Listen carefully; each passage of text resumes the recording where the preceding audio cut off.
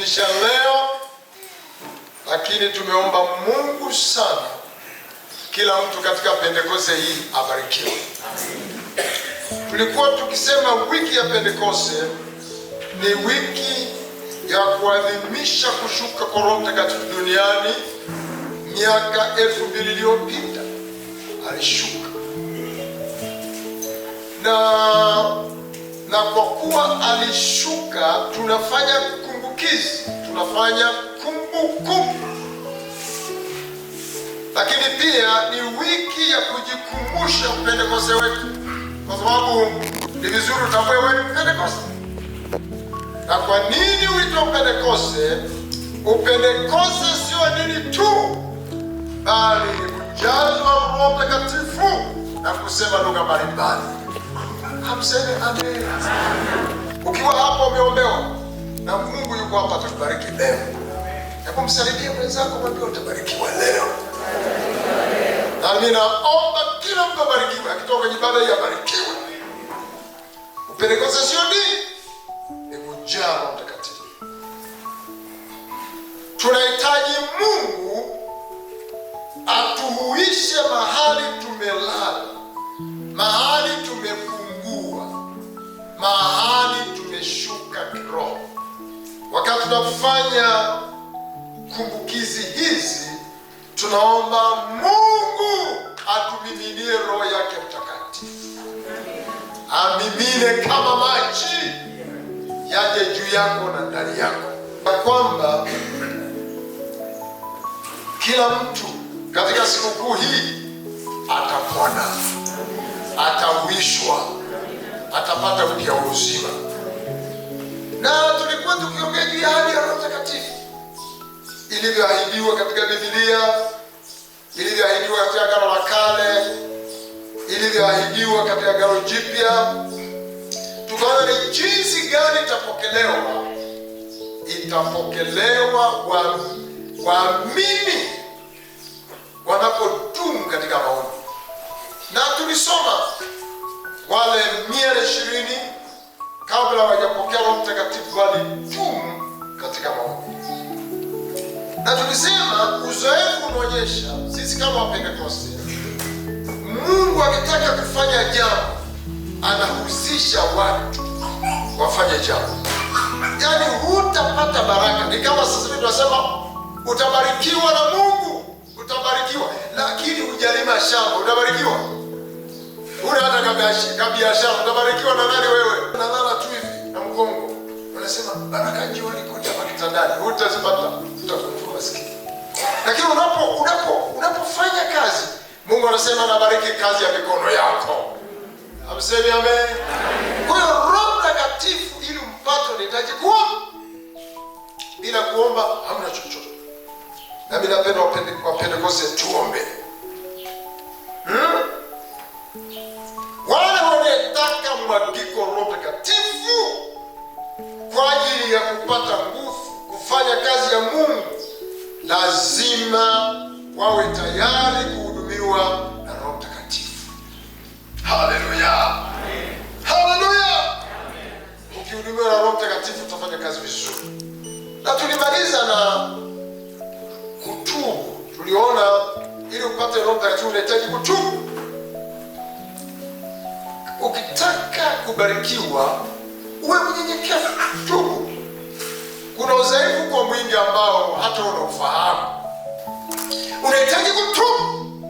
Wengine wapendani kabisa, ndugu na ndugu, anapomwona anaona kama shetani mdogo. Wengine wapendani wake zao, wengine wapendani watoto wao. Hakuna kukaa pamoja huko. Msaidie mwenzako, mwambie tubu.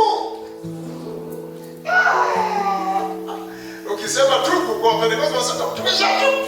Ndugu, tunatubu mpaka mwisho wa dunia. Tutakamilishwa siku ya mwisho. Yesu akirudi ndio tunakuwa kamilifu. Yaani siku hiyo unapaa unaenda mbinguni mwanangu, bado umekamilika. Lakini hapa kuna vitu vingi vya kujikoa. Ibilisi wanafanya kazi. Unasikiliza mpaka pale. Mungu ndugu zangu. Ibilisi. Mshike mwenzako mkono, mwambie tubu ndugu. Na jana tulikuwa tukiongea ubatizo katika Roho Mtakatifu. Nisema moja ya mafundisho muhimu ya imani katika Biblia takatifu au katika maandiko matakatifu ni ubatizo katika Roho Mtakatifu. Ni funzo. Bila kubatizwa Roho Mtakatifu bado. Na tuliongea, nina vitu kama 1, 2, 3 mpaka viko vingi. Labda nitaongea siku nyingine, lakini tuliongea hivi. Namba moja, ubatizo katika Roho Mtakatifu ni kwa wale wote waliotubu dhambi zao na kumwamini Kristo Yesu kuwa Bwana na Mwokozi wa maisha yao. Zawadi ya kwanza ukishatubu ni kubatizwa na Roho Mtakatifu. Na kama hujabatizwa, ujiulize kwa nini sijabatizwa. Mchungaji mmoja nasikia aliweka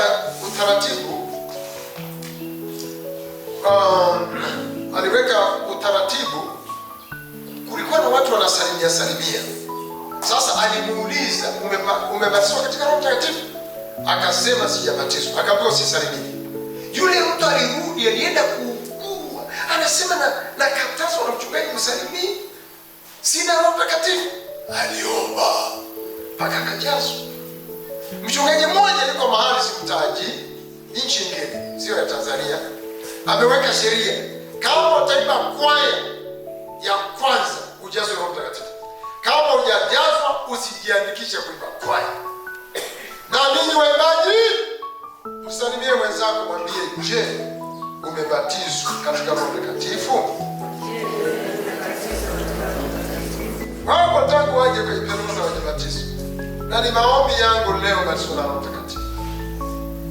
Kuna 1, 2, 3, 4, 5 mpaka 6, lakini nimeyairisha. Mimi Mungu amenibariki sana, amenipa hazina nyingi sana. Kwa sababu nitazimalizia tu, hata nisipozimalizia Mungu ataleta watu wengine. Nitamalizia. Sikia, leo na nena Pentekoste ni nini? Haleluya. Pentekoste ni nini? Naomba ujifunze kihistoria, lakini moyo wangu napenda ubarikiwe. Nimefurahi sana katika makaribisho ya leo, mmenikaribisha vizuri na tangu mwanzo mmenikaribisha vizuri. Mmeimba nyimbo za Kipentekoste. Hata bibi harusi watu walipokuwa nakuja walitaka kuimba wimbo mwingine, wanasema tunaimba Roho Mtakatifu. Ile imenigusa mimi, kama hujaguswa labda upo kwenye ibada. Bibi harusi anakuja, tunaomba Roho. Sulemani anakuja,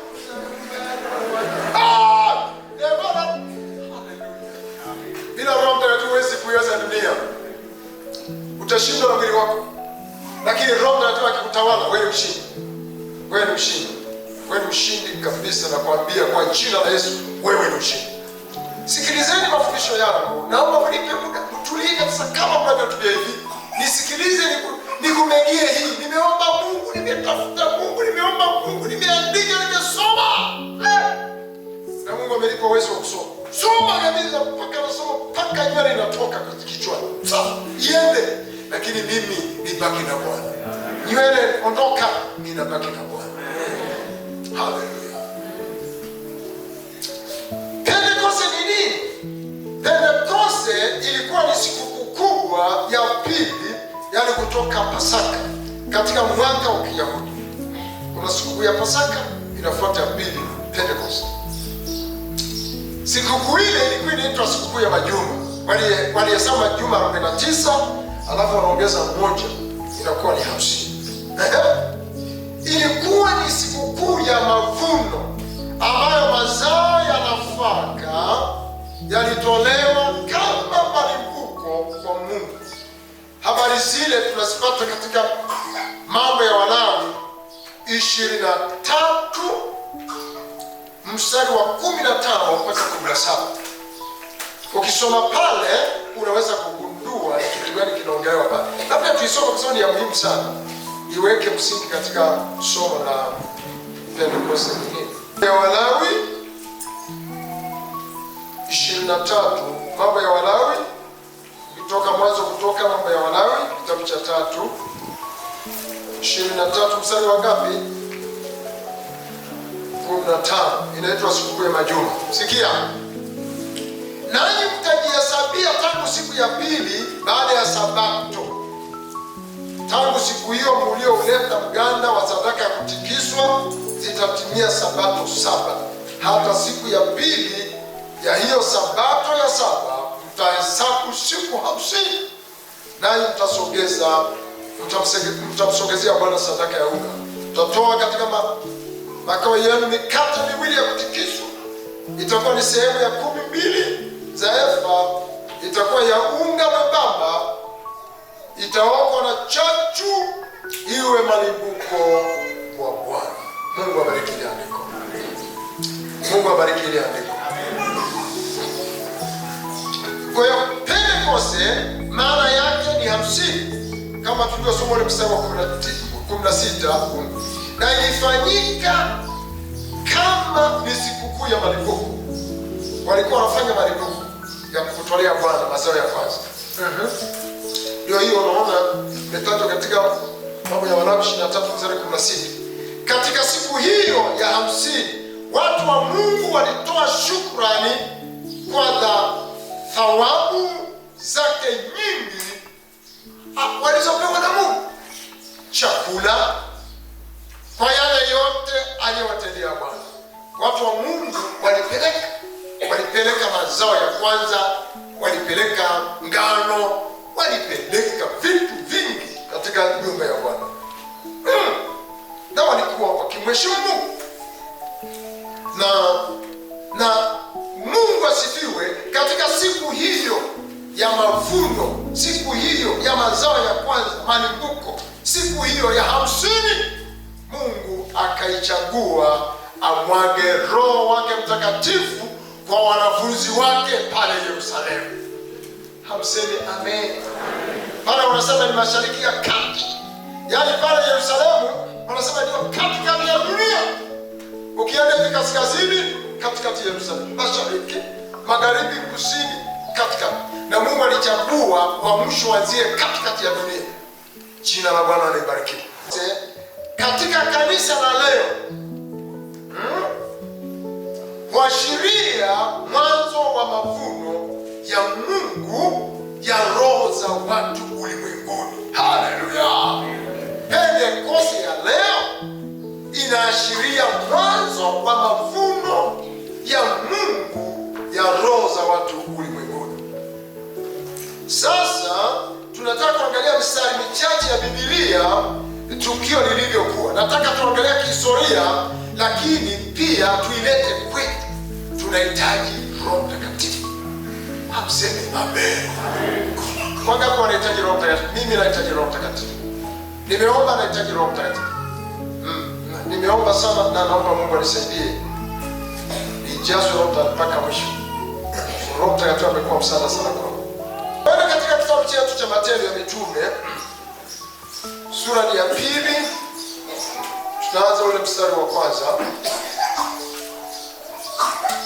Hapa inatupa historia ya Roho Mtakatifu alivyokuja, Roho Mtakatifu alivyoshuka. Inaandikwa, hata ilipotimia siku ya Pentekoste, walikuwepo wote mahali pamoja. Jana ninyi ambao mkuwepo tulisema hivi, Yesu alipofufuka alijidhihirisha kwamba yu hai kwa muda wa siku 40. So siku zile 10 zilitumika kwa wanafunzi kusubiri ahadi ya Roho Mtakatifu. Na sasa mpaka zilipotimia siku 50, siku ya mavuno, siku ya malimbuko, kwanza inasema walikuwepo mahali pamoja. Jina la Bwana libarikiwe. Hata ilipotimia siku ya Pentekoste walikuwepo mahali pamoja. Kwa ndugu zangu, Roho Mtakatifu ili ashuke anahitaji tuwe mahali pamoja. Kuwa pamoja inafanana na mkaa. Mkaa ukiweka kwenye jiko, kama unaweka kaa moja kwenye jiko, unaliwasha, litaendelea kuwaka. Sijajua kama mimi sio mpishi sana, lakini mkaa ukiweka mikaa mingi unawasha moto, si ndio inapashana vizuri, inawaka vizuri na inaishi chakula. Watu wa Mungu walikuwa mahali pamoja, na ndio tulikuta katika mlango wa kwanza mstari ni wa 14. Biblia inasema hawa wote walidumu katika moyo mmoja katika kuomba na kusali. So walikutwa siku ile 50 wanaomba. Ghafla, mstari wa 2, kukaja ghafla toka mbinguni uvumi kama uvumi wa upepo wa nguvu, ukienda kazi ukaijaza nyumba yote walioketi. Kukawatokea ndimi zilizogawanyikana kama ndimi za moto uliowakalia kila mmoja wao. Haleluya, haleluya, haleluya. Sasa sikiliza, uvumi wa upepo na nguvu na ndimi za moto zilizogawanyika, hayo ni madhihirisho yaliyoonyesha kwamba Mungu anatenda kazi. Haleluya. Uwepo wa Mungu ulikuwa ukitenda kazi. Upepo unakuja unamrisa kupenya, na Mungu alikuwa kazini. Na unaona Mungu sifa yake pia, tunasema Mungu ni moto lava. Ukisoma ile Ebrania 12 ule mstari wa mwisho anasema Mungu ni moto lava. Lakini mara zote pia akitaka kumtokea mtu anatokea kwa njia moto. Wakati Musa anachunga kundi la Yethro mkwe wake kule porini ili Mungu amtume kwenda kuokoa Israeli, alimtokea katika kijiti cha moto. Kutoka 3 mstari wa kwanza, endelea kusoma mpaka ile mstari ya 6 huko. Utasoma huko. Na alimtokea kwa kijiti kinawaka moto. Na pale Musa asema alipoona kijiti kinawaka moto, aligeuka ili angalie kwa nini kijiti kinawaka moto na hakiteketei. Mono wake yetu uzuri. Biblia inasema akageuka. Alipogeuka Bwana akamwambia Musa, Musa, vua viatu vyako. Hema. Mahali umesimama pale mahali patakatifu. Sio anavua. Ukiangalia lile neno ni kama Mungu anamwambia Musa jitakase. Mbona msemea amen? Amen. Osha maisha yako, sio sawa sawa. Kwa sababu kule nyuma aliwahi kuua. Na alitaka kuua mara ya pili. Alidhani labda Mungu angemtumia kwa njia hiyo. Lakini Mungu anakuja kwa njia ya moto. Haleluya. Jina la Bwana libarikiwe. Na unaona pale akaandaliwa. Bwana akamwambia nimekutokea, nimeshasikia kilio cha watu wa Israeli. Wanatoswa Misri sana kutuma. Lakini kwanza alikutana na moto. Na ndio wito kabisa wa Musa ulianza na moto katika kijiti. Alimwona Bwana. Mimi nasema hivi, ukitaka kumtumikia Bwana, pokea moto wa Roho Mtakatifu. Na Yesu anasema Roho Mtakatifu atakapokuja atawabatiza kwa moto. Hamsemi amen. Atawabatiza kwa moto. Moto ulitumika pia wakati wa Elia, wakati anapambana wale manabii wa Baali. Na kwa kuwa alimwacha Mungu, na ili Mungu awarudie, Elia alimwambia mtatoa sadaka, muombe kwa Mungu wenu, mvua sasa hazijanyesha miaka 3.5 ili Mungu ajibariki mvua. Walianza kuomba, hakuna. Akaanza kuwatania na kuwadhihaki, labda yuko na shughuli, labda anatembea. Anawadhihaki pia, labda amelala. Hawa yake Mungu kile ura. Uzurichu Mungu wa dunia. Uretu melala. Wasema waliomba na kujikatakata kwa viwembe, damu zimetoka, hakuna majibu. Lakini muda wa saa 7 adhuhuri, kuendea huko sana huko. Elia anasema nitengenezeni mimi hapa. Mimi naomba Mungu aishie afanye maajabu. Sikia, akaweka madhabahu nzuri, wakamwagia maji huko, akaomba anasema Mungu ijulikane mimi ni mtumishi wako na nimefanya haya kwa ajili yako na dunia yote ijue mimi ni mtumishi wako. Wakati anaomba Mungu analeta moto. Semeni amina iliyoshiba. Ile sadaka ikateketezwa, moto inateketeza.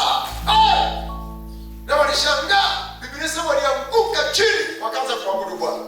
Mimi nasema moto unachoma, moto unatakasa,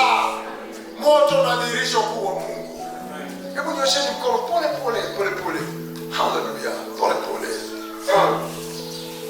Ndugu, Ukristo usiokuwa na moto wa Roho Mtakatifu ni Ukristo uliokwisha.